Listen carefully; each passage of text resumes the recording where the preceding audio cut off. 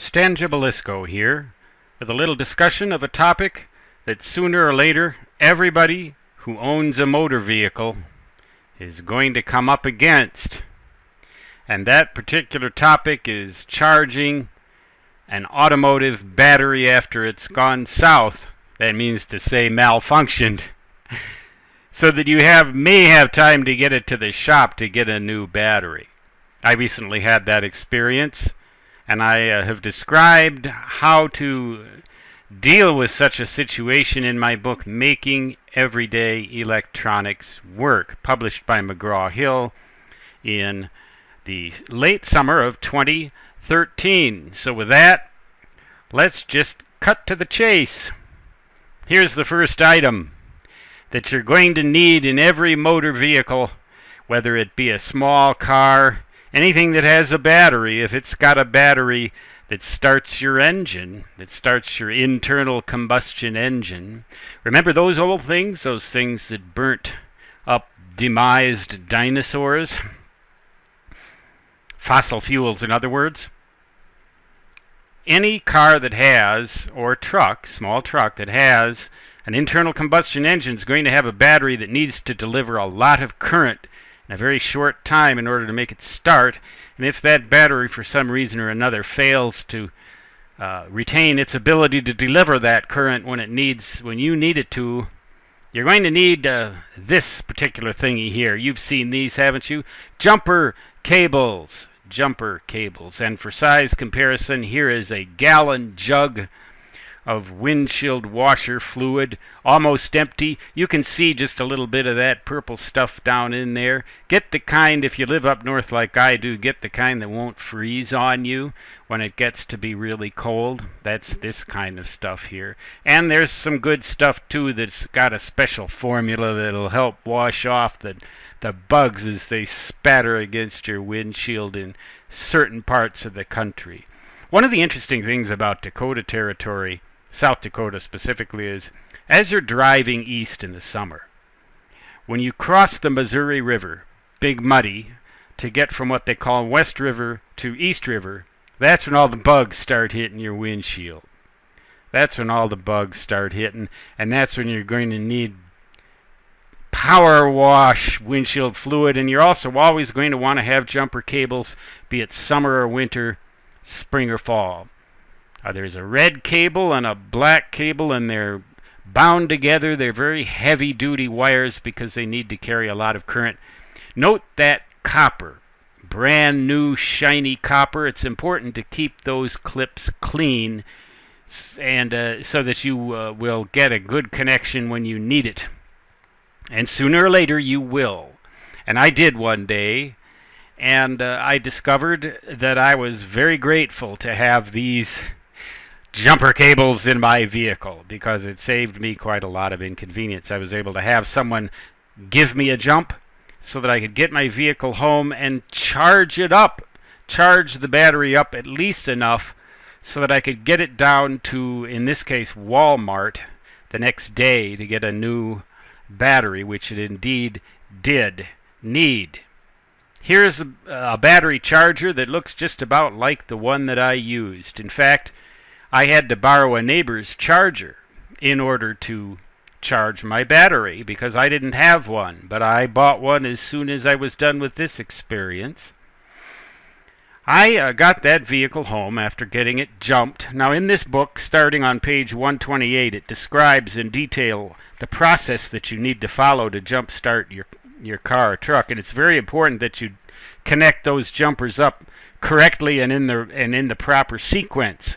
Otherwise, you could expose yourself to some dangers from the battery in the good vehicle, as well as from your own electrical system. And also there are procedures described for charging a battery, pages 130 to 132.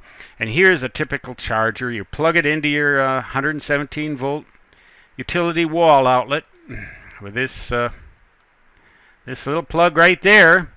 It's just a 2-wire plug. And then it's got some clips that look very much like jumper cables right over here. and you connect those up to your battery. The negative one should go to your vehicle chassis if you have a negative ground vehicle, which most in the United States are, and the positive to the positive battery terminal. But again, you need to be very careful about the sequence of steps that you take, and this book will describe that in detail for you. I'm not going to go through that here. You can also find that information in plenty of places on the internet. This charger has 3 settings. A 2 amp slow charge setting. That means that the current is 2 amps as it charges the battery. So if you have a 60 ampere hour battery, that means if from a dead battery you'd need 30 hours to charge it. That sounds like a long time, doesn't it? So they've got a 10 amp setting that'll provide a lot more current for your battery, supposedly anyway, charging it faster. So if you had a 60 ampere hour battery and it was dead, supposedly with a 10 amp charge it would charge it in 6 hours. Well, doesn't necessarily work like that, and I found that out. 50 amps, that's for trying to start your vehicle with the battery that is already totally dead. And I found that that was not sufficient to start my vehicle. In my particular case, this 50 amp setting wasn't sufficient.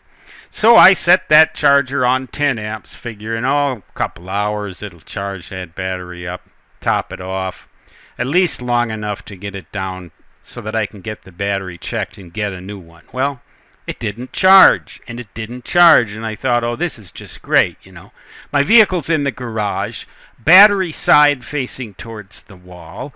I'm probably going to have to call a tow truck, and I'm probably going to have them tow me out backwards down my steep Black Hills driveway, which is dangerous enough to drive on in any case, let alone be it towing a vehicle down out of the garage backwards. So I thought, this is just great.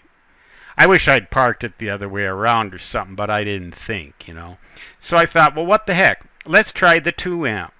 Let's see if slow charging it'll be more effective.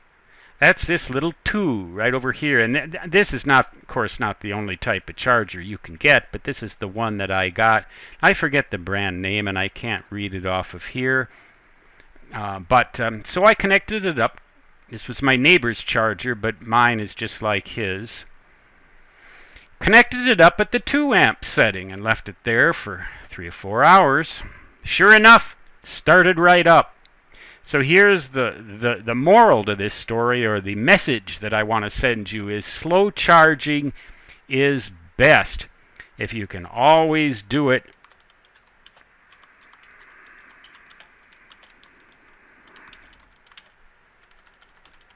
slow charging is always best.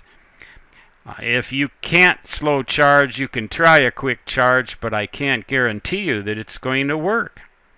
So I learned that little lesson. I got my vehicle down to Walmart. They tested the battery. Sure enough, it was bad. Of course, they wanted to sell me a new one, but hey, I'd rather spend the $75 or $100 and get a new battery and at least know I had another 5 years use. That's about how long a vehicle battery can be expected to last. A lead-acid 12.6 volt automotive battery in the United States, you can expect her to last about 5 years maximum. I was just, my neighbor said, get a new battery, because if you don't, come this winter, you're going to wish you had. Well, that may very well have proven true, but now I don't have to go through any of that bad experience unless, of course, something else goes wrong with my vehicle, which it did, by the way. Keep your vehicle in good shape. Treat it well, and it'll treat you well. You know you're going to need it someday, and you're going to want it to be there for you. Making everyday electronics work well. This is just a little tip that I have that I don't recall if I specifically described that experience in this book, but I'm describing it to you here now, and that's the lesson you want to take away from it. Slow charging is always best. Stan Gibilisco signing off.